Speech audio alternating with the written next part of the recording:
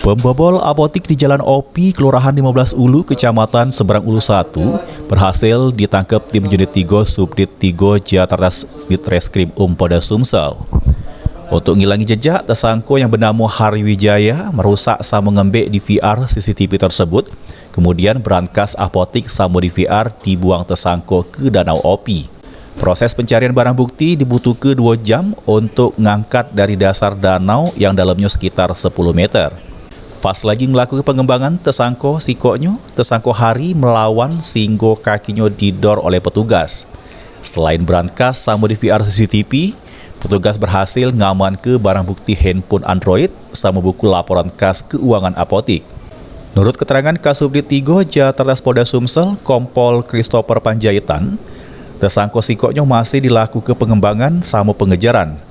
Tersangka Hari Wijaya selain otak pelaku, sehingga dia tahu kondisi apotek tersebut, tersangka juga merupakan residivis dengan kasus yang sama.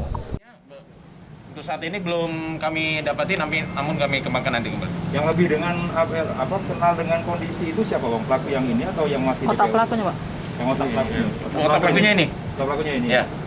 Berarti dia sudah tahu bagaimana kondisi apotek itu saat sudah sebelumnya dia sudah menggambar kalau melihat dari aksi yang dilakukan oleh dari tersangka. Pelaku residivis ya pak? Kalau pelakunya residivis. Pada sebelumnya pencuri terlibat kasus apa bang? 363 juga. Atas kejadian ini, pihak apotik mengalami kerugian sekitar 15 juta rupiah. Mak ini tersangka kena pasal 363 KUHP dengan ancaman hukuman di pojok 5 tahun penjara. Mulyadi, PAL TV.